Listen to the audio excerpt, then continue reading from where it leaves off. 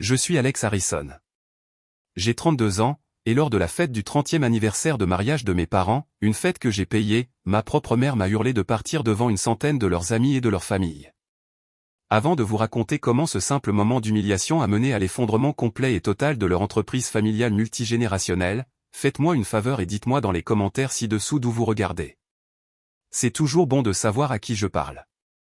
Les verres en cristal sur les tables semblaient vibrer avec la force de sa voix. Tu n'es pas le bienvenu ici. Sors. Ma mère, Martha, le visage déformé par une fureur pourpre, pointait un doigt tremblant vers les grandes portes en chêne de la salle de bal. Une centaine de conversations se sont arrêtées net. Le quatuor à cordes, qui jouait une mélodie douce et élégante, a vacillé dans un silence discordant.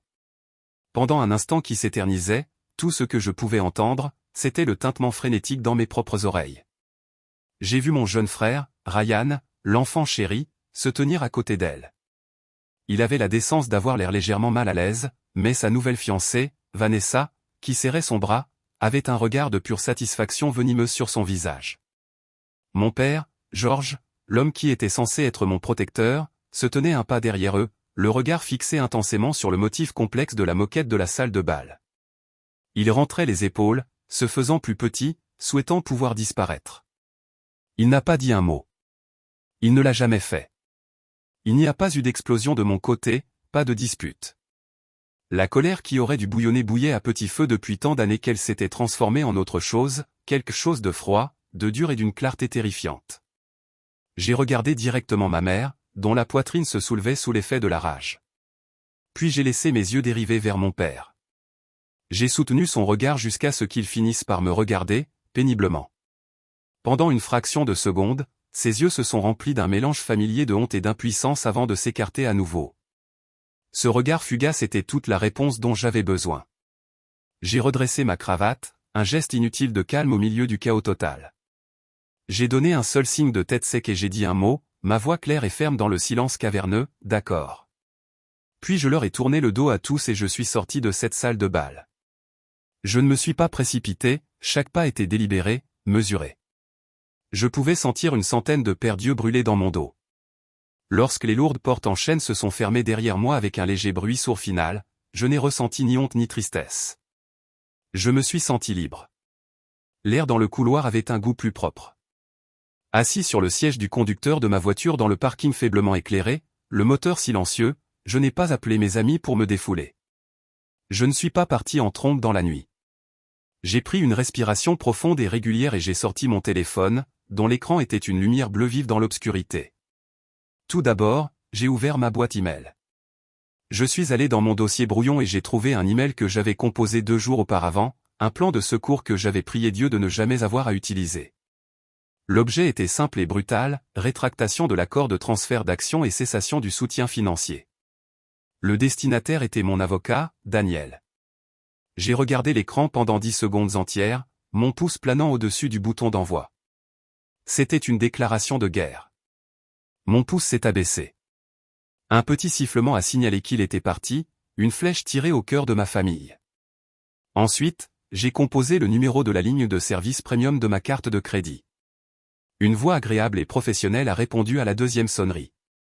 Bonsoir, ai-je dit, ma voix ne trahissant aucune émotion. Je m'appelle Alex Harrison. Je voudrais contester un débit.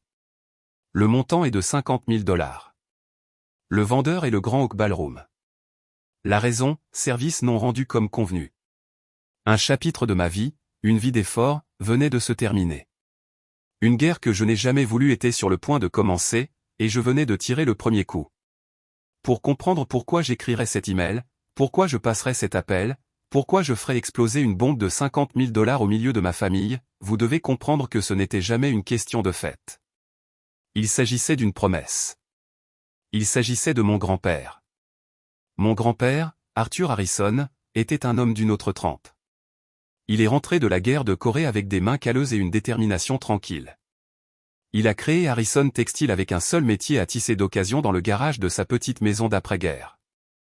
Il en a fait une entreprise locale respectée, non pas par des raccourcis ou des discours mielleux, mais par un travail acharné et une poignée de main aussi bonne que n'importe quel contrat. C'était un homme de peu de mots, mais ses yeux voyaient tout, surtout moi. Alors que mes parents, Martha et George, considéraient mon obsession pour les livres et les ordinateurs comme quelque chose d'étrange, presque un écart inopportun par rapport à leur monde de choses tangibles. Mon grand-père voyait un autre type de force. C'est lui qui m'a acheté mon premier kit de chimie, celui qui m'a appris à jouer aux échecs, celui qui écoutait, vraiment écoutait, quand je parlais de mes rêves. Je me souviens d'un après-midi d'été étouffant. Je devais avoir environ 10 ans.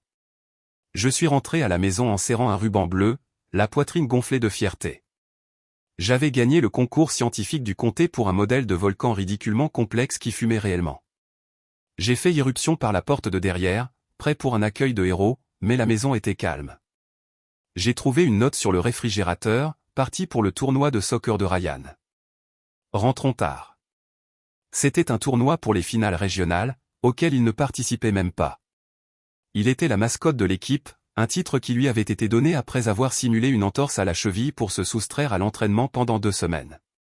Je me suis assis sur les marches du Porsche, le ruban bleu me semblant fragile dans les mains, la victoire ayant le goût de cendre.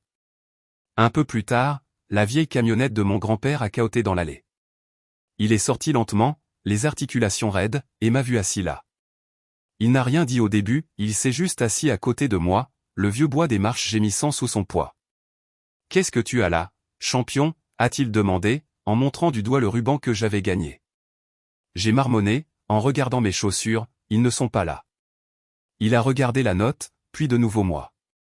Il a posé sa main lourde et chaude sur mon épaule, une main qui sentait légèrement l'huile de machine et la sueur de bois.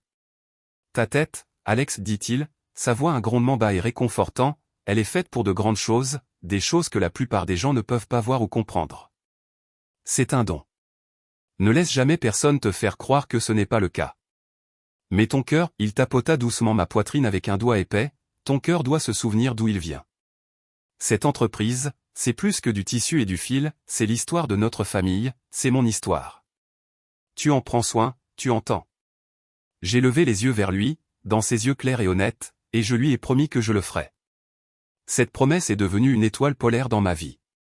Des années plus tard, lorsqu'il est décédé, son testament a révélé qu'il avait laissé ses actions restantes dans la société en fiducie. Il l'avait structurée de manière à ce que moi, et moi seul, puisse les acheter à un prix fixe lorsque j'aurai 30 ans. C'était sa façon de s'assurer qu'un morceau de moi, le fils qu'il n'a jamais eu, serait toujours ancré dans son héritage. Ce prix était de 50 000 $. La fête d'anniversaire n'était donc pas seulement un cadeau somptueux d'un fils prospère. C'était le moyen pour moi de tenir cette promesse sur son lit de mort. J'achetais les actions de mon grand-père et je célébrais mes parents en même temps.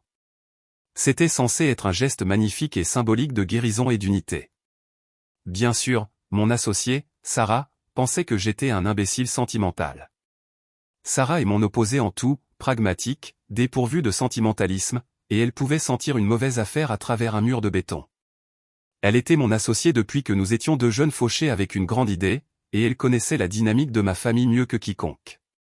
2 semaines avant la fête, elle m'a appelé dans son bureau. Notre entreprise, une entreprise technologique que j'avais construite à partir de rien, occupait un espace élégant et moderne de verre et d'acier brossé. C'était un monde à part des bureaux poussiéreux et démodés de Harrison Textile. Sur son écran massif et incurvé, elle avait étalé les états financiers comme les radiographies sinistres d'un patient. « Alex, nous devons avoir une conversation sérieuse, dit-elle, son ton ne laissant aucune place à la discussion. Elle fit un geste vers l'écran. J'ai fait l'analyse approfondie de Harrison Textile comme tu l'as demandé. Ce n'est pas seulement mauvais, Alex, c'est catastrophique. C'est une entreprise patrimoniale, Sarah. C'est cyclique, dis-je, les mots défensifs ayant le goût de carton dans ma bouche. Ce n'est pas un cycle, c'est une spirale de la mort, rétorqua-t-elle, en tournant l'écran vers moi. Écoute, leur ratio d'endettement sur fonds propres est insensé. Ils utilisent de nouveaux prêts à taux d'intérêt élevés pour effectuer des paiements sur des prêts plus anciens, légèrement moins élevés. Leur inventaire est obsolète. Leurs comptes clients vieillissent au-delà de 120 jours. Et leur marge bénéficiaire, eh bien, il n'y en a pas. Ryan dirige ça comme son guichet automatique personnel, et tes parents le laissent faire. Ces 50 000 $, ce n'est pas un investissement. C'est toi qui bouches un seul trou dans un barrage qui est sur le point de céder. C'est une promesse à mon grand-père, répétai-je, ma mâchoire se crispant. J'achète ses actions. C'est symbolique. Sarah se pencha en avant, son expression passant de l'exaspération à une réelle inquiétude. Je comprends ça. Vraiment. Je sais combien ton grand-père comptait pour toi. Mais ta famille, Alex, elle ne fonctionne pas avec des symboles. Elle fonctionne avec la survie. Il ne voit pas ta promesse, il voit une bouée de sauvetage. Il voit un chèque en blanc. S'il te plaît, sois prudent. Fais-le en connaissance de cause. J'aurais dû écouter. Chaque signal d'alarme qu'elle a souligné était un que j'avais déjà vu et volontairement ignoré. J'étais tellement désespéré que ce geste grandiose finisse par fonctionner, pour enfin me mériter une place à la table, que je me suis aveuglé à la vérité. L'espoir était une drogue. Cette dynamique a empoisonné toute ma vie. Quand j'ai obtenu une bourse d'études complète dans une grande école d'ingénieurs, la première réaction de ma mère, après un bref sourire crispé, a été « Eh bien, c'est un soulagement. Maintenant, nous n'avons plus à nous soucier de ça. Nous devons économiser chaque centime pour le diplôme en commerce de Ryan. » Ryan, qui avait à peine obtenu son diplôme d'études secondaires avec une note de D et qui allait abandonner 2 fois le collège communautaire avant que mon père ne lui donne un emploi de pitié dans l'entreprise familiale. Je me suis souvenu du jour où Ryan, alors âgé de 18 ans, a bousillé la toute nouvelle Mustang que mes parents lui avaient achetée pour sa remise de diplôme. Il avait bu avec des amis et l'avait enroulé autour d'un poteau téléphonique. Personne n'a été gravement blessé, un miracle, en fait, mais la voiture était un accordéon de métal écrasé. Je n'avais jamais vu ma mère aussi paniquée. Elle ne lui a pas crié dessus, elle ne l'a pas puni. Elle s'est précipitée sur les lieux et l'a serré dans ses bras sur le bord de la route, le berçant comme un petit enfant qui était tombé de son vélo, en murmurant « C'est bon, chérie. C'est bon. Maman va réparer ça. Nous allons faire disparaître tout ça. » Elle a passé une semaine au téléphone avec des avocats et des agents d'assurance coûteux, tirant toutes les ficelles possibles pour enterrer l'incident, pour empêcher un dossier de conduite en état d'ébriété de figurer à son dossier, pour protéger son avenir. À partir de ce jour, j'ai compris que son amour pour Ryan n'était pas seulement du favoritisme, c'était une obsession désespérée, craintive et dévorante. Elle le voyait comme fragile, un prolongement d'elle-même, et tout échec de sa part était un échec catastrophique de la sienne.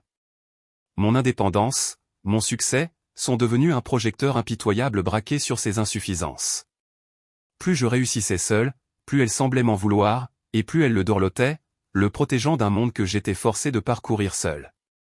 Alors, une semaine avant la fête, lorsque je me suis assis avec mon père dans son bureau poussiéreux au mur lambrissé pour signer les documents finaux pour le transfert d'actions, j'ai ignoré le léger tremblement de sa main lorsqu'il a fait glisser les documents sur le bureau. J'ai ignoré la façon dont il ne pouvait pas tout à fait croiser mon regard, se concentrant plutôt sur un point sur le mur juste au-dessus de mon épaule. « C'est une bonne chose, fils, marmonna-t-il, sa voix épaisse. Ton grand-père, il serait très fier. » Un élan de fierté, insensé et naïf, s'est élevé dans ma poitrine. Je faisais ce qu'il fallait. Je comblais le fossé entre mon monde de code et d'algorithmes et leur monde de métiers à tisser et de registres. J'honorais mon grand-père. J'investissais dans ma famille. En me rendant à cette fête, la confirmation du paiement de $50 000 se trouvant dans mon portefeuille numérique, je me suis laissé ressentir une dernière fois cette étincelle d'espoir d'un garçon de 10 ans. Cette fois, me dis-je, sentant le poids de la promesse que j'étais sur le point de tenir, cette fois sera différente. C'était différent, c'est certain, mais pas de la manière dont j'aurais pu l'imaginer. La Grand Oak Ballroom était un lieu qui essayait désespérément de s'accrocher à une époque révolue d'élégance, une métaphore parfaite des aspirations de mes parents. Les lustres en cristal pendaient des hauts plafonds ornés, projetant une lueur chaleureuse et indulgente sur les tables drapées de lourdes nappes blanches. Mais si vous regardiez attentivement, vous pouviez voir les taches d'eau sur les dalles du plafond et la légère usure des rideaux de velours. C'était une belle illusion. En entrant, un huissier avec un sourire impersonnel et pratiqué à cocher mon nom sur une liste sur un presse-papier. « Ah, monsieur Harrison. Par ici. » Il m'a fait passer devant les tables rondes près de l'avant, devant les visages souriants des amis de mes parents, devant la longue table d'honneur qui était clairement le centre de l'univers ce soir. Il m'a conduit à la table 17. Elle était nichée dans un coin sombre, à 2 pas des portes battantes de la cuisine, offrant une belle vue sur les commis débarrassant les tables avec des plateaux de vaisselle sale. Le message était aussi subtil qu'un coup de poing dans le ventre. J'ai pris ma place. De mon point de vue, j'avais une vue dégagée sur la table d'honneur. Mes parents, Martha et George, étaient assis au centre, rayonnants, et mes frères Ryan et sa nouvelle fiancée, Vanessa, étaient assis aux places d'honneur de chaque côté d'eux. Bien sûr. J'ai scanné la salle, et mon estomac s'est serré. J'ai reconnu plusieurs des invités, et ce n'étaient pas seulement de vieux amis de la famille. J'ai vu Monsieur Henderson, qui possédait la compagnie de teinture à laquelle Harrison Textile devait une fortune. J'ai vu le directeur de la banque locale qui détenait leur principal prêt commercial. J'ai vu une poignée d'autres fournisseurs et créanciers, tous vêtus de leurs plus beaux habits du dimanche, sirotant du champagne. Mon père, George, faisait le tour, passant de table en table, son sourire un peu trop large, sa poignée de main un peu trop ferme. Il ressemblait moins à l'hôte d'une fête de célébration qu'à un politicien faisant le tour des électeurs, renforçant les votes, rassurant ses électeurs sur le fait que tout allait bien. Un œuf froid d'effroi a commencé à se former dans mon estomac. Ce n'était pas une célébration, c'était une performance soigneusement mise en scène au profit de leurs créanciers. Vanessa, une femme aux traits aigus qui travaillait comme comptable junior dans une entreprise de niveau intermédiaire, m'avait toujours regardé avec un mélange mal dissimulé d'envie et de dédain. Elle considérait ma réussite non pas comme quelque chose que j'avais mérité, mais comme quelque chose qui lui avait été injustement refusé, à elle et à Ryan. Ce soir, elle était dans son élément, la reine consort. Elle et ma mère avaient leurs têtes constamment rapprochées, chuchotant comme des écolières. De temps en temps, leurs yeux se dirigeaient dans ma direction, suivis d'un sourire entendu partagé. Je n'avais pas besoin d'entendre les mots pour connaître leur contenu, regarde-le, assis tout seul dans son costume à $1000. Je suppose que l'argent ne peut pas acheter une personnalité. Il pense probablement que tout tourne autour de lui, tellement arrogant. J'ai essayé de m'élever au-dessus de ça. J'étais là pour honorer mes parents. J'étais là pour tenir une promesse à mon grand-père. Pendant une accalmie dans les discours interminables et autocongratulateurs, je me suis dirigé vers la table d'honneur, un verre de champagne à la main en guise d'offrande de paix.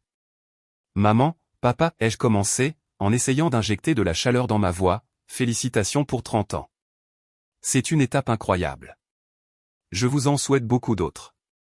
Ma mère m'a adressé un sourire crispé et cassant qui n'atteignait pas ses yeux. Merci, Alex, pour la contribution, dit-elle, le mot contribution est comme s'il s'agissait d'une dépense commerciale, et non d'un cadeau d'un fils.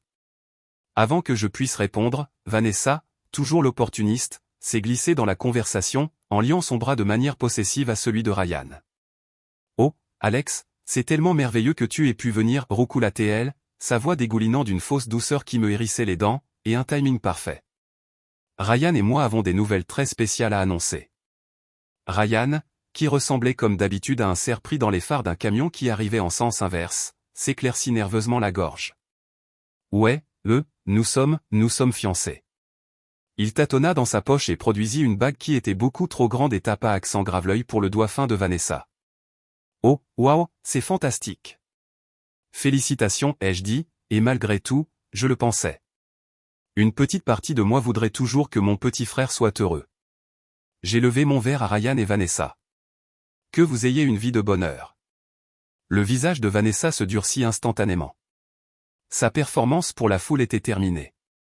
Elle se tourna vers ma mère, sa lèvre inférieure tremblant d'une indignation théâtrale. Tu vois? Tu peux le croire? Il essaie de ramener tout à lui. C'était censé être notre moment pour l'annoncer à la famille, et il le détourne avec son toast. J'étais abasourdi. J'essayais de, quoi? Je les célébrais. Mais ma mère, déjà prête à voir le pire en moi, a gobé la performance, ligne, hameçon et plomb. Alex, pour une fois dans ta vie, tu ne peux pas ramener tout à toi, siffla-t-elle, sa voix basse et venimeuse pour que les tables voisines ne l'entendent pas, c'est notre soirée, et c'est la soirée de Ryan. Arrête d'essayer de voler la vedette. C'est alors, dans ce moment de silence stupéfait, que j'ai entendu le murmure qui a tout changé. Vanessa, pensant que j'étais atterré par l'attaque de ma mère, s'est penchée près de l'oreille de Ryan.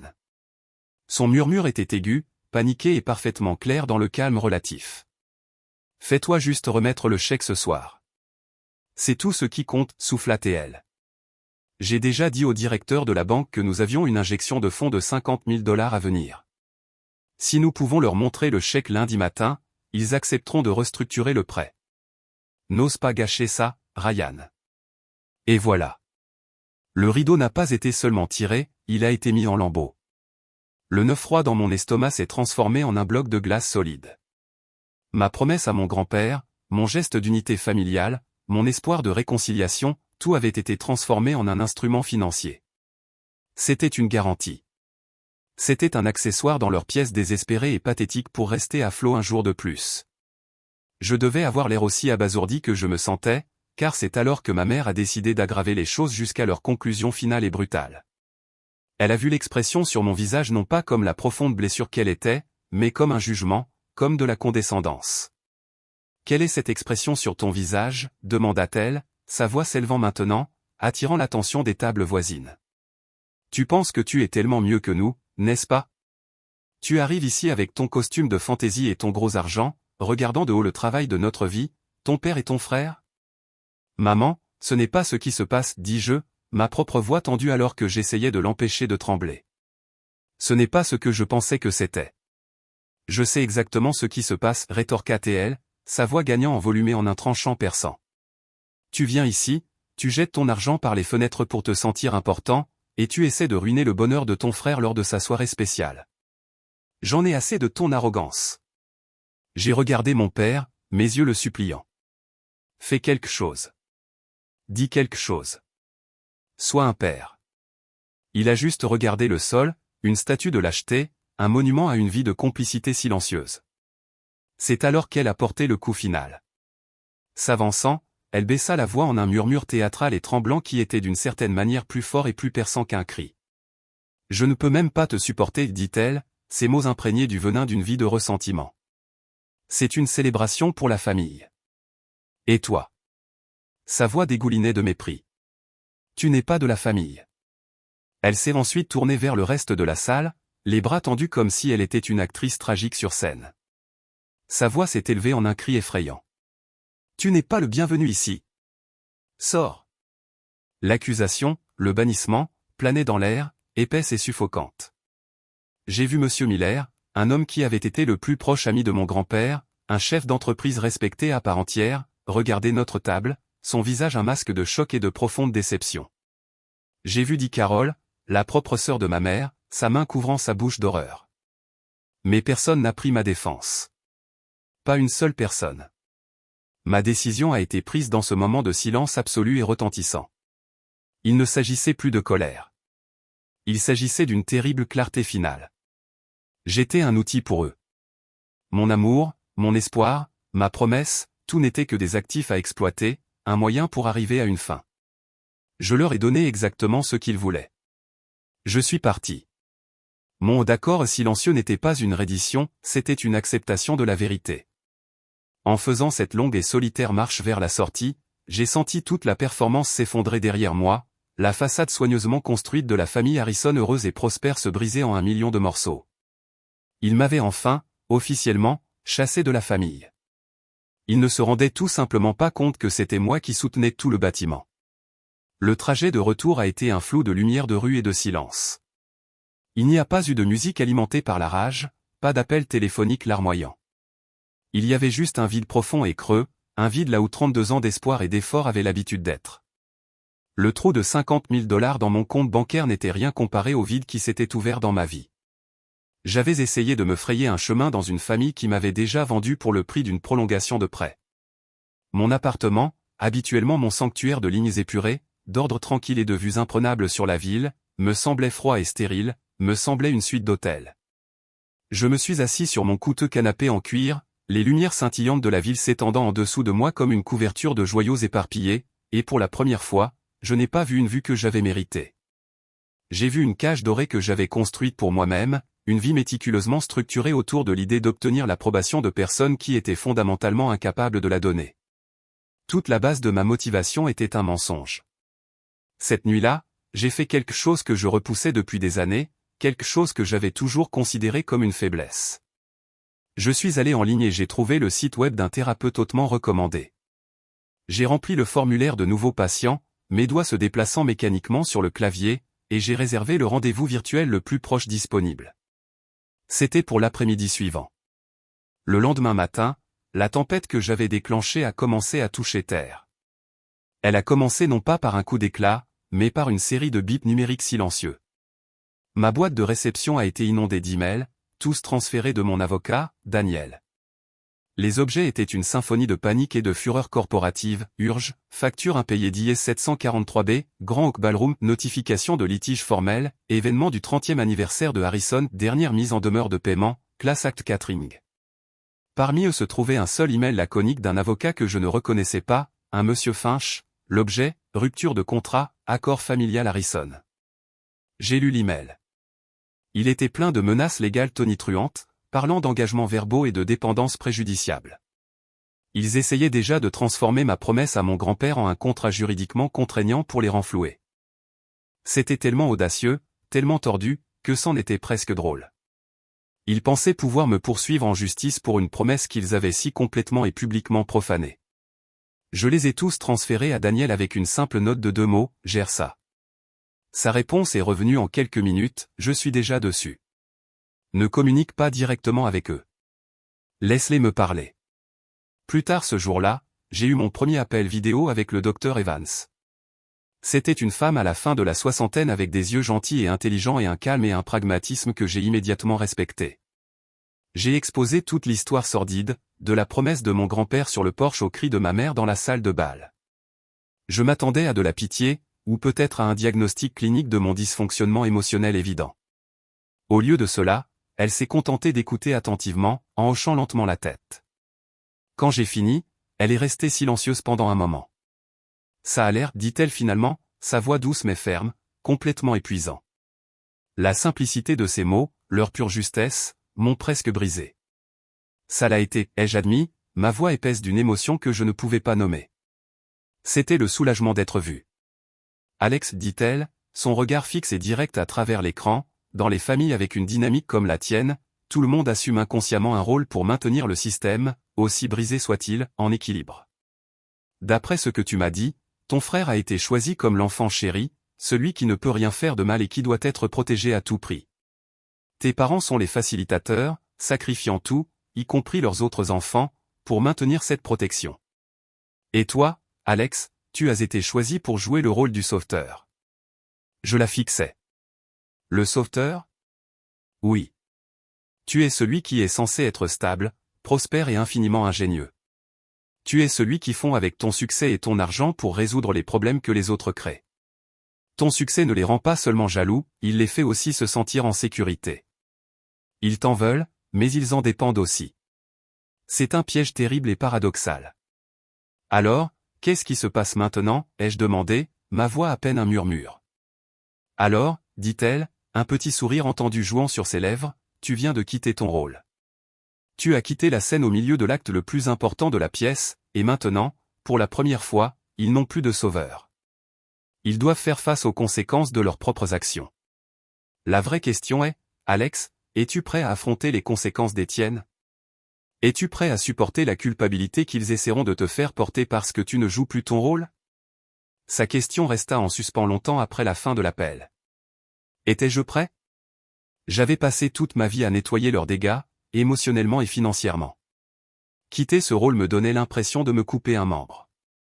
Il y avait une étrange culpabilité toxique qui me rongeait, ce sentiment irrationnel profondément enraciné que j'étais responsable d'eux, que je les avais abandonnés au moment où ils avaient besoin de moi, même s'ils avaient eux-mêmes fabriqué ce besoin. Ce soir-là, mon téléphone vibra. C'était un SMS d'un numéro que je ne reconnaissais pas, Alex, c'est ta tante Carole.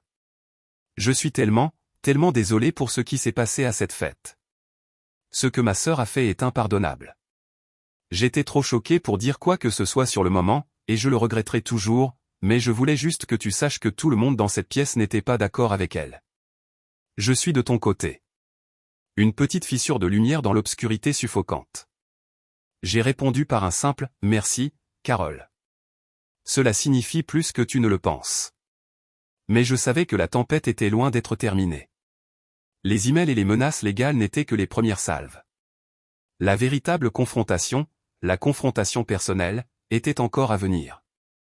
J'ai passé le reste de la journée dans une étrange limbo angoissante, tiraillé entre le soulagement exaltant de la libération et la puissante force d'attraction d'une vie de devoir. J'avais quitté la salle de bal, mais une partie de moi se tenait toujours dans ce coin froid et solitaire, attendant des excuses dont j'étais absolument certain qu'elles ne viendraient jamais. Le docteur Evans avait raison, la pièce était dans le chaos, et les acteurs principaux allaient bientôt venir chercher leur étoile manquante. Ils n'ont pas pris d'assaut mon bureau, ils ne m'ont pas pris en embuscade en public. Cela aurait été trop manifeste, trop désordonné. Leur méthode était toujours plus insidieuse. Ils sont venus chez moi 3 jours après la fête, un jeudi après-midi. Mon portier m'a appelé, « Monsieur Harrison, votre famille est là pour vous voir. » Les mots ont été prononcés d'un ton neutre et plat, mais ils ont atterri comme un coup de poing au plexus solaire. Mon cœur battait contre mes côtes, un oiseau frénétique essayant de s'échapper de sa cage. C'était ça, la confrontation. J'ai pris une inspiration stabilisatrice, je me suis dirigé vers le miroir dans le couloir et j'ai redressé ma chemise. Je me suis regardé dans les yeux. Plus de sauvetage, me suis-je dit, juste la vérité. Faites monter, ai-je dit dans l'interphone, ma voix étonnamment calme. Quand j'ai ouvert la porte, il semblait plus petit que dans mes souvenirs. La colère et l'arrogance de la fête s'étaient évaporées, remplacées par un désespoir usé. Le visage de ma mère était pâle et tiré, ses yeux gonflés et cernés de rouge. La fureur avait disparu, remplacée par une anxiété brute et rongeante. Mon père avait l'air 10 ans plus vieux, ses épaules constamment voûtées comme sous un poids invisible. Et Ryan avait juste l'air perdu, comme un enfant qui s'est éloigné de ses parents au centre commercial, sa bravade habituelle complètement disparue. Je ne les ai pas invités à entrer, pas au sens traditionnel du terme. Je me suis simplement écarté du seuil, un sentinelle silencieux et sans sourire, et je les ai laissés entrer. Ils se sont traînés dans le spacieux foyer de mon appartement, leurs chaussures usées semblant déplacées sur les planchers de bois franc poli. Ils ont regardé autour de ma maison, un espace que j'avais construit avec mon propre succès, comme si c'était un pays étranger, un endroit qu'ils ne pouvaient pas comprendre. Mon père, comme on pouvait s'y attendre, a été désigné pour parler en premier, pour être la voix de la raison. Sa propre voix était rauque, faible. « Alex, nous devons parler de l'accord. » « L'accord, ai-je demandé, ma voix dangereusement calme. Je n'ai pas bougé de ma place près de la porte. Je les ai laissés se tenir maladroitement au milieu de la pièce. Je ne suis pas sûr de quel accord tu parles, celui où j'ai accepté d'honorer mon grand-père, ou celui où vous avez accepté de m'humilier devant une centaine de personnes? Fils, ne fais pas ça, a plaidé mon père, faisant un demi-pas en avant. C'est grave. L'argent? Alex, a interrompu ma mère, sa voix tremblant d'une panique à peine réprimée. Les politesses sont terminées. Les traiteurs, la salle de bal, le fleuriste, ils nous appellent sans arrêt. Ils menacent de nous poursuivre. Tu as commencé ça. Tu dois réparer ça. Répare ça. Répare ça, ai-je répété lentement les mots, les laissant planer dans l'air comme du poison. Je me suis finalement déplacé, passant devant eux dans le salon. Je ne me suis pas assis. Je me suis tenu près de mes grandes fenêtres, la ville tentaculaire derrière moi comme ma propre armée personnelle. J'ai regardé d'elle à mon père, puis à Ryan. Je crois que vos mots exacts étaient sortés. Vous avez clairement indiqué que moi, et par extension mes ressources, n'étions plus les bienvenus dans vos vies. Je ne faisais que répondre à votre demande. Ne fais pas ton cinéma, Alex, a marmonné Ryan, retrouvant un brin de son ancienne arrogance réflexe. Tu sais qu'on ne voulait pas dire ça comme ça. J'ai ri, un rire froid, amer, sans humour qui a résonné dans la pièce au haut plafond. Oh, je pense que tu le pensais, Ryan. Chaque mot. Mais tu as raison, nous ne sommes pas là pour parler de mes sentiments. Ça ne vous intéresse pas. Nous sommes là pour parler de l'accord. Je me suis dirigé vers la table basse élégante et moderne qui se trouvait au centre de la pièce. Dessus se trouvait un fin dossier noir. Je l'ai ramassé. J'ai demandé à mon avocat, Daniel, de revoir l'accord de transfert d'actions, ai-je dit, ma voix aussi froide et dure que la table en verre. J'ai regardé directement mon père. C'est une lecture fascinante. Comme pour la plupart des accords de cette nature, il est basé sur une clause standard de bonne foi et d'honnêteté. Il suppose légalement que la société pour laquelle les actions sont achetées fonctionne de manière transparente, honnête et légale. J'ai laissé ça faire son chemin. J'ai vu un éclair de panique dans les yeux de mon père. Il savait où cela menait. Ce qui m'amène à ceci, ai-je dit, ma voix tombant à un murmure. J'ai ouvert le dossier et j'ai fait glisser un document sur la surface polie de la table vers lui. C'était une copie de l'accord de transfert d'actions que nous avions tous les deux signé. Puis j'ai sorti un deuxième document et je l'ai placé soigneusement sur le premier. C'était une série de relevés bancaires, pas les miens. Il concernait une société écran nommée Hervé Venture LLC, enregistrée à une case postale, et le seul signataire était mon frère, Ryan Harrison. Les relevés montraient une série de virements importants et réguliers du compte d'exploitation principal de Harrison Textile vers cette société écran. Il s'avère, ai-je continué, mes yeux fixés sur Ryan, qui était devenu blanc comme un linge, son visage ressemblant à une feuille de papier, que mon cher frère utilise l'entreprise familiale comme tirelire personnel depuis la meilleure partie de 2 ans, contractant des prêts sur les actifs de l'entreprise, des actifs qu'il ne possédait pas entièrement, puis transférant l'argent vers cette entreprise parallèle, une entreprise, je pourrais ajouter, qui a fait faillite de manière spectaculaire. Il y a environ 6 mois. Il a truqué les comptes, jonglé avec les chiffres, essayant de cacher ses traces, mais un bon expert comptable judiciaire, et croyez-moi, j'ai embauché le meilleur, peut tout trouver. J'ai regardé mes parents, dont les visages s'étaient effondrés d'horreur et d'incrédulité, non pas face aux actions de Ryan, mais face au fait que je les avais découvertes. Vous saviez, ai-je dit. Ce n'était pas une question, c'était une déclaration de fait. Vous saviez tous les deux que l'entreprise était creuse. Vous saviez qu'elle était noyée sous les dettes créées par ses erreurs. Vous saviez que les livres étaient une œuvre de fiction. Ma mère a ouvert la bouche, un souffle étranglé s'échappant, mais aucun mot n'a suivi. Elle a regardé son fils précieux, son enfant chéri, avec des yeux pleins de terreur. La fête, ai-je dit, reliant les derniers points pour eux, ma voix empreinte de la glace d'une prise de conscience soudaine. Le cadeau de $50 000. Il n'a jamais été question de l'héritage de mon grand-père, il n'a jamais été question de votre anniversaire.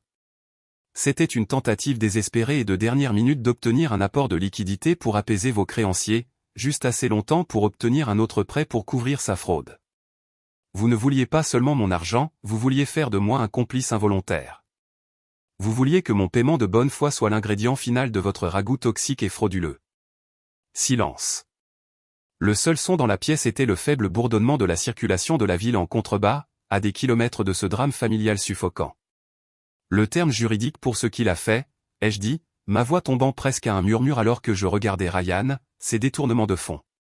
Le terme juridique pour ce que vous avez fait tous les deux, j'ai regardé mes parents, en le cachant sciemment et en essayant d'obtenir des fonds sous de faux prétextes, ces complots en vue de commettre une fraude. J'ai tapé sur le dossier avec un seul doigt. Le son était comme un coup de marteau qui s'abat. L'accord d'achat d'actions est nul et non avenu. Il n'y a pas eu de bonne foi, il n'y a pas eu d'honnêteté, il n'y a eu que tromperie. Par conséquent, vous n'avez aucune prétention sur mon argent. Vous n'avez aucune prétention sur moi. Ma mère a finalement craqué. Un sanglot, un son terrible et déchirant s'est arraché de sa gorge. Elle s'est effondrée sur mon canapé, le visage dans ses mains. Nous essayions juste de le protéger, a-t-elle pleuré, ses mots étouffés et incohérents. C'est ton frère. Et qu'est-ce que je suis, ai-je demandé, la question remplie de la douleur accumulée de 1000 affronts, d'un million de moments où j'étais le deuxième meilleur, où j'étais la solution mais jamais le soleil. Qu'est-ce que je suis pour vous? Personne n'avait de réponse. Ils se sont contentés de regarder, leur visage mêlant honte, peur et défaite. Je me suis dirigé vers la porte et je l'ai ouverte, laissant la lumière du couloir se répandre dans la pièce sombre. Je pense que cette conversation est terminée. Ils sont repartis comme ils étaient venus, un linceul de silence humilié. Mon père ne voulait pas me regarder. Ryan est passé en titubant comme dans un état second. Ma mère a été la dernière à partir, le visage strié de larmes, mais ses yeux, lorsqu'ils ont croisé les miens pendant une seconde fugitive, ne contenaient pas de remords, mais un éclair de haine pure et absolue. Alors que la porte se refermait, je n'ai pas ressenti de triomphe. Je n'ai pas ressenti la douce satisfaction de la vengeance.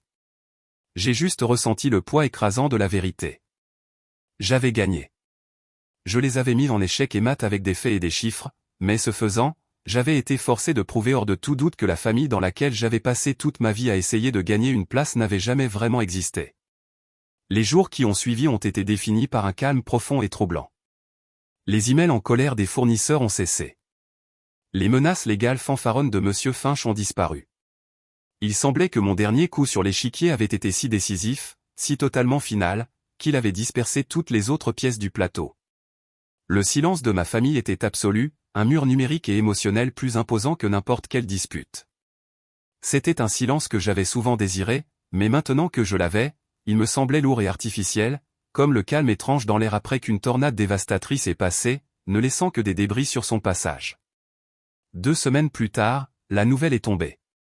Ce n'était pas un titre spectaculaire, juste une petite note sèche dans l'édition en ligne du journal économique local, dans la section des faillites et des saisies, Harrison Textile LLC se déclare en faillite en vertu du chapitre 7. C'était un court paragraphe sans passion énumérant des dettes insurmontables, une incapacité à obtenir d'autres financements et la liquidation prochaine de tous les actifs.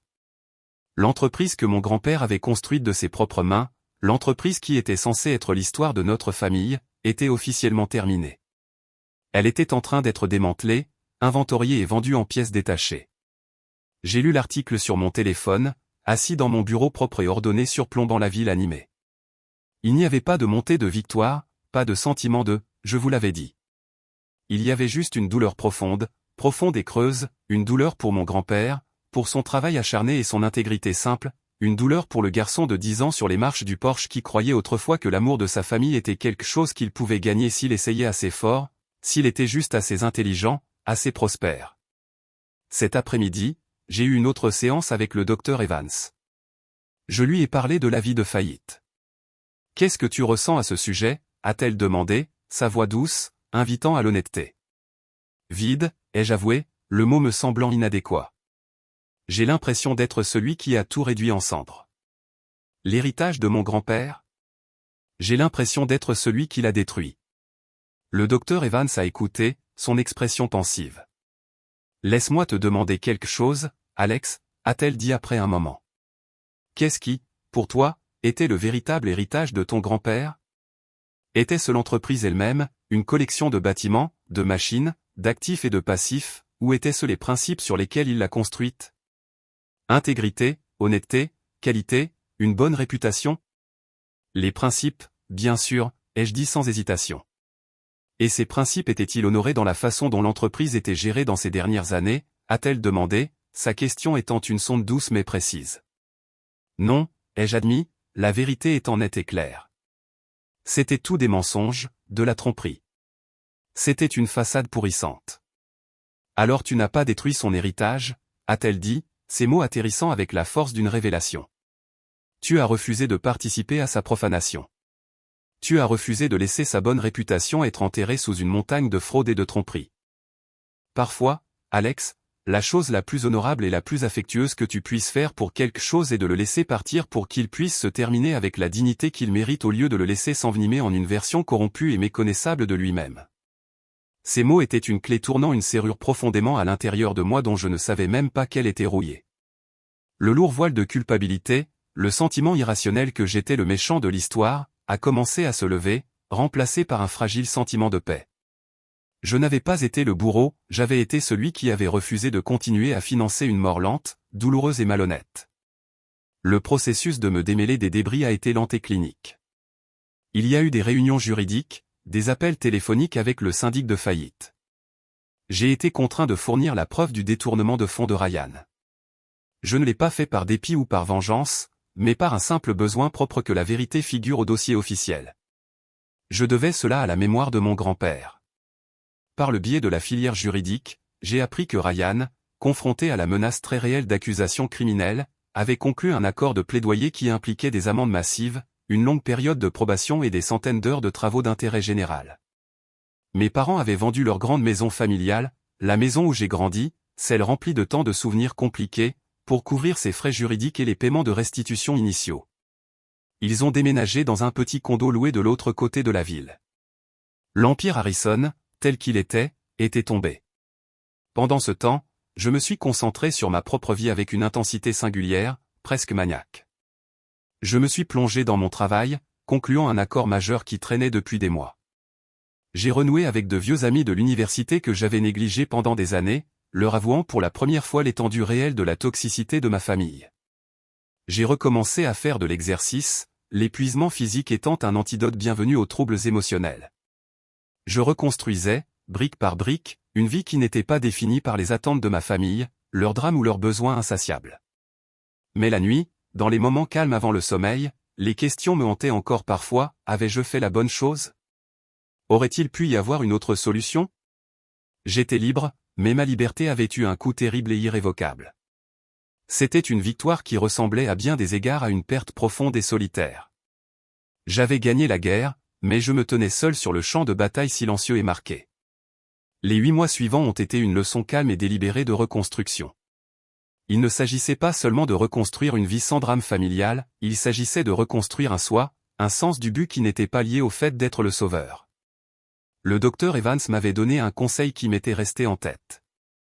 Tes compétences en matière de construction de systèmes, de détection du potentiel et d'atténuation des risques, avait-elle dit, pourraient être utilisées pour plus que le simple profit. Elles pourraient être utilisées pour aider les gens à s'épanouir. Prenant ces paroles à cœur, j'ai rejoint le conseil consultatif d'un organisme sans but lucratif local appelé Launchpad, une organisation qui encadrait de jeunes entrepreneurs issus de milieux défavorisés. C'était enrichissant. C'était réel. Je me suis assis dans des centres communautaires et dans des sous-sols de bibliothèques universitaires, à écouter des jeunes aux yeux brillants et ambitieux avec des idées géniales mais sans ressources ni relations. J'ai aidé une jeune femme qui avait développé une application géniale pour le jardinage communautaire à rédiger son premier plan d'affaires. J'ai aidé une paire de frères qui voulaient lancer un service de nettoyage écologique à naviguer dans le labyrinthe des prêts aux petites entreprises. Je les ai aidés à éviter les pièges que je connaissais trop bien. Pour la première fois depuis longtemps, j'ai eu l'impression que mon succès servait un objectif propre et simple. J'aidais les gens à construire leur propre héritage, de la bonne manière, de bas en haut, avec honnêteté et travail acharné.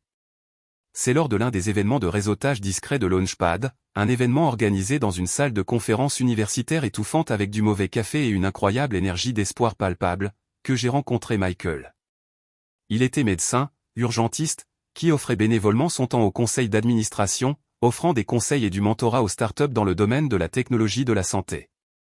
Il avait une confiance tranquille et un sourire chaleureux et facile qui vous mettait instantanément à l'aise. Il n'était ni tape à accent graveleuil ni bruyant, il était juste présent. Notre première conversation n'était pas la danse de réseautage typique consistant à échanger des titres de poste et des vantardises voilées. Nous avons passé 20 minutes blottis dans un coin, à réfléchir avec enthousiasme à une stratégie de marketing pour une jeune femme qui avait développé une application gratuite et multilingue de dépistage de la santé pour les nouveaux immigrants. Nous nous sommes connectés autour d'une passion commune pour un projet qui n'avait rien à voir avec nous. Notre relation s'est développée organiquement à partir de ce terrain d'entente. Nous avons commencé par prendre un café pour discuter des affaires de Launchpad, ce qui s'est transformé en long dîner où nous parlions de tout et de rien. Il m'a parlé du chaos contrôlé des urgences, des vies qu'il sauvait, de celles qu'il ne pouvait pas. J'ai, à mon tour, lui ai parlé de ma famille. Je lui ai raconté toute l'histoire laide et compliquée un soir, assis dans un coin tranquille d'un vieux restaurant italien. Je m'attendais à ce qu'il soit choqué, ou qu'il offre de la pitié, ou des platitudes faciles. Il n'a fait aucune de ces choses. Il a juste écouté attentivement, les yeux pleins de compréhension. Quand j'ai finalement terminé, il est resté silencieux pendant un moment. « Waouh !» a-t-il dit doucement. « On dirait que tu as passé 30 ans à essayer de sauver ta famille, et qu'à la fin, tu as dû choisir de te sauver toi-même. C'est la chose la plus difficile et la plus courageuse au monde à faire. » Avec lui, je ne me sentais pas comme le sauveur ou le guichet automatique, je me sentais juste comme Alex. Il s'intéressait à mes pensées, pas à mon solde bancaire. Il appréciait mon caractère, pas mes relations. La vie a recommencé à avoir de la couleur et de la texture. Mes affaires prospéraient, encore plus maintenant que je les dirigeais avec une tête claire, libérée du bagage émotionnel qui avait obscurci mon jugement pendant si longtemps. J'ai vendu l'appartement stérile du centre-ville et j'ai acheté une maison avec une petite cour et de grandes fenêtres qui laissaient entrer la lumière. J'étais entouré d'une nouvelle famille, une famille que j'avais choisie, de bons amis comme Sarah, mes collègues membres du conseil d'administration de Launchpad qui partageaient mon désir de redonner, et surtout, Michael. Puis, un mardi après-midi, mon téléphone a sonné.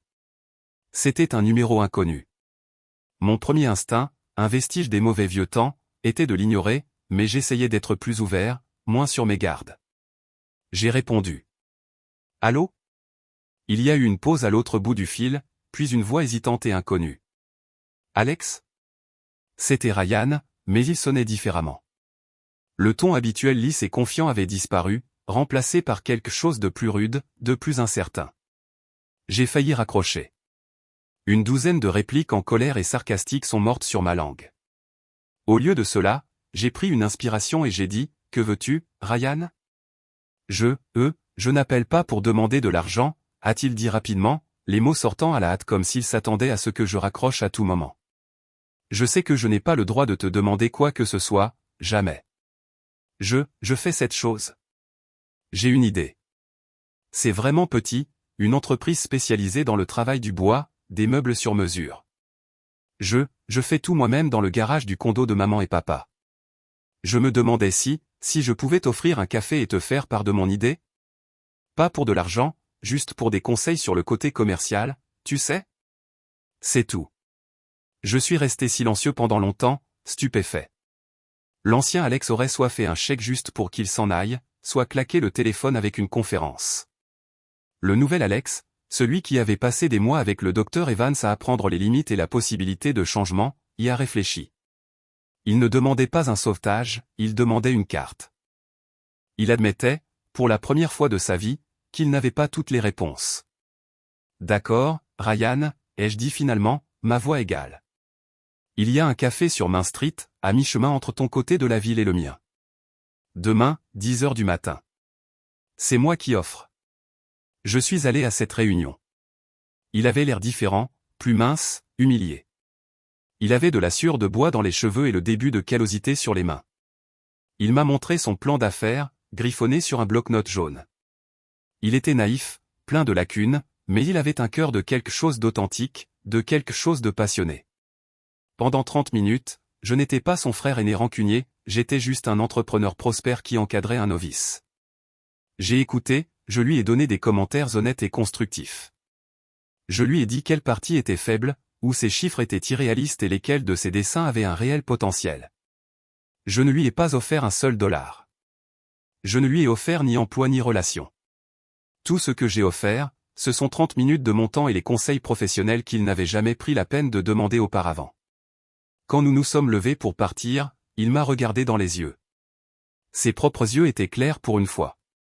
Merci, Alex, a-t-il dit, vraiment, merci. Et pour la première fois de ma vie, j'ai cru qu'il le pensait vraiment. Ce n'était pas une solution, ce n'était pas une grande réconciliation, c'était juste une tasse de café, mais cela ressemblait à un nouveau départ, une relation, s'il devait y en avoir une, qui serait construite sur une base de réalité, avec des limites claires et inébranlables. Quelques mois plus tard, Michael et moi faisions une randonnée sur un sentier dans les montagnes qui entouraient la ville. C'était une journée d'automne parfaite. L'air était vif et sentait le pin et la terre humide, et les feuilles des arbres étaient une flambée à couper le souffle de rouge, d'orange et d'or. C'était paisible, le genre de paix profonde et résonnante qui n'est pas seulement l'absence de bruit mais la présence de quelque chose de entier et de bon. Mon téléphone a vibré dans la poche de ma veste. Je l'ai sorti en m'attendant à un email professionnel. Au lieu de cela, c'était un message photo de ma tante Carole. Elle envoyait de temps en temps, de petites mises à jour que je n'ai jamais demandées mais que j'ai secrètement appréciées. C'était une photo de mon neveu Léo, le fils de Ryan, souriant d'une oreille à l'autre, le visage maculé de glaçage au chocolat de son 5e gâteau d'anniversaire. Il se tenait dans la petite cour inégale du condo loué de mes parents, et à l'arrière-plan, flou, je pouvais voir un simple nichoir en bois magnifiquement sculpté suspendu à la branche d'un petit arbre, un éclair du nouveau départ de Ryan, un petit signe de quelque chose qui se construit au lieu de quelque chose qui se brise. J'ai souri, un sourire authentique et libéré. Après la faillite, j'avais mis en place une petite fiducie éducative anonyme pour Léo, gérée par une société financière tierce. C'était ma seule connexion indirecte restante, un moyen protégé par un pare-feu de m'assurer qu'une personne innocente de cette famille ait une chance d'avoir un avenir qu'il méritait sans que j'aie à me laisser entraîner dans l'attraction gravitationnelle toxique de leur vie. Michael est arrivé derrière moi et a enroulé ses bras autour de ma taille, posant son menton sur mon épaule alors qu'il regardait l'écran. « Bonne nouvelle ?» a-t-il demandé, sa voix chaleureuse. « Ouais » ai-je dit, ma voix calme, pleine d'une émotion que je ne pouvais pas tout à fait nommer. « Bonne nouvelle. » J'ai remis le téléphone dans ma poche, détournant mon attention du petit écran vers le vaste panorama tentaculaire devant nous. J'ai réalisé alors, debout sur cette montagne avec le monde à mes pieds, que j'avais passé une si grande partie de ma vie à courir après une fausse idée de la famille, un héritage défini par un nom sur un bâtiment, par le sang et l'obligation. Je pensais que mon rôle était d'être le sauveur, le pourvoyeur, celui qui tenait tout ensemble, quel qu'en soit le coût pour moi-même. Mais mon véritable héritage ne concernait pas une entreprise que j'ai été forcé de laisser mourir, il concernait les choix que j'ai faits lorsque tout s'est effondré. J'ai choisi l'honnêteté plutôt que les mensonges. J'ai choisi le respect de soi plutôt que le devoir toxique. J'ai choisi de construire une nouvelle vie, une nouvelle maison, une nouvelle famille avec des personnes qui me voyaient pour qui j'étais, et non pour ce que je pouvais faire pour elles. Ma famille n'est plus définie par le sang, elle est définie par le respect, par le rire, par les valeurs partagées, en étant là les uns pour les autres dans les bons et les mauvais moments. Ce sont mes amis comme Sarah qui m'ont toujours dit la vérité, même quand je ne voulais pas l'entendre. Ce sont mes collègues membres du conseil d'administration de Launchpad qui partagent ma passion pour la construction de quelque chose de significatif. C'est Michael qui m'a appris que l'amour ne consiste pas à sauver quelqu'un, mais à marcher à ses côtés. Tu peux aimer les gens de loin. Tu peux leur souhaiter bonne chance, espérer qu'ils trouveront leur chemin et choisir quand même de protéger ta propre paix durement gagnée. Mon grand-père voulait que je prenne soin de son héritage, et au final, debout ici en homme entier et heureux, je crois que je l'ai enfin fait, mais pas de la manière dont aucun de nous ne s'y attendait.